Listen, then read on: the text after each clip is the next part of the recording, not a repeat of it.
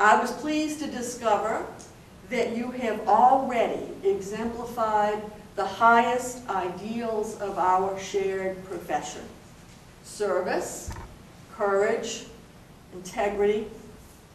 You have, and you are, serving in the military.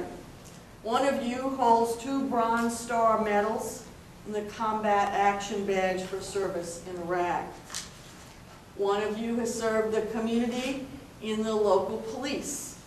You have volunteered in soup kitchens, in homeless shelters, the Ronald McDonald House, and with Special Olympics. You have tutored disadvantaged students in inner cities, throughout the U.S. and abroad. You've worked with children with autism and with spina bifida. You volunteered in a home for pregnant teenagers. You built houses with Habitat for Humanity. You've worked with boys and girls clubs, with Big Brothers and Big Sisters, and the Salvation Army. Professors Westerbeek and Wilson, whom you'll meet later in the week, will be especially pleased to know that in your number are volunteers with Wayside Waifs Animal Shelter and the Mid-America Bully Breed Rescue. You are a fascinating group of students. I can't remember a more interesting and more diverse class, at least in my few years here. I'm looking forward to getting to know all of you, and your teachers are as well, but I hope you're going to spend some time getting to know each other, because you will be building your network as lawyers right in this room. And you will be making, in this room, some of the best friends you will have for your life starting now and going forward. So take a little time to get to know each other. And of course, every single one of you has exhibited complete mastery of 2 traits absolutely essential to your future success as a member of the bar. And that is good judgment in applying to KU and hard work in amassing the kind of record that got you accepted here. So on to my actual assignment. You might be thinking about now, what have I gotten myself into this time? Right? Yeah, I see shaking heads. What is this study of law anyway? So let me start with what it is not, because that might relieve some anxieties.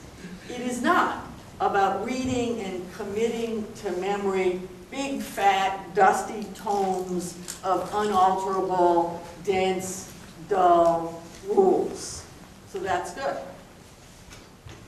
Thomas Jefferson, a lawyer, had this advice to students who would follow him in the study of law. He said, make all knowledge your province. Read the natural sciences, history, criticism, rhetoric, and oratory. And read from dawn until bedtime. So let me turn first to Jefferson's advice to read broadly. We are an academic institution committed to the study of law and legal policy. The late Chief Justice Rehnquist said that the modern day law school curriculum was an intellectual feast. I'm going to carry that analogy, if you'll stay with me, a little bit further than it was probably intended to go. But I think it's fair to say the faculty and I spend a lot of time preparing this curriculum that we are going to invite you to partake of. But what we are not about is spoon feeding. Studying law is not a spectator sport. So let me kind of warn you about something today. It'll save me a little trouble maybe in 4.5 months. When you're tempted to write on your year-end evaluations of your teachers, it's intended as a criticism, I suspect, of your long-suffering professor. You write, I taught myself torts, or contract, or property. You need to have 2 things in mind. First, when I read the teaching evaluation, which I do, every one, every class, every semester. I will think that this is a good thing, that you think you taught yourself contracts or torts or property. I'll say good job to your teacher. Because as a lawyer, you will be handed a lot of strange and difficult problems to address. And this ability to teach yourself something new, something you've never seen before, is absolutely essential to your success as lawyers. Young lawyers are fond of saying, I don't think they think this is a good thing, but later on they will. It sometimes takes 3 years before you see the same problem twice. Everything is new. And so you will have to have this ability to teach yourself a new subject matter, a new industry, to do your job. So this will be a good thing.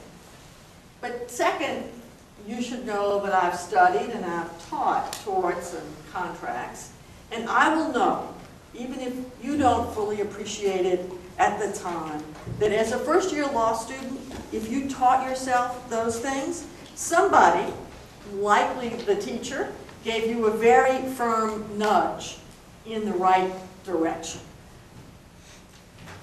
What we are not, then, is a trade school. We are not a very, very long bar preparation course. We have ambitions for you, and they extend well beyond mastering the material that you need in a week to pass a bar exam. Although that does come with a caveat. Everybody in this enterprise, most especially anybody who might be helping you pay for it, is going to be awfully disappointed if you don't do at least that is pass the bar. But what we want to do is we want to give you the intellectual foundation and the skills to build your professional life in the law.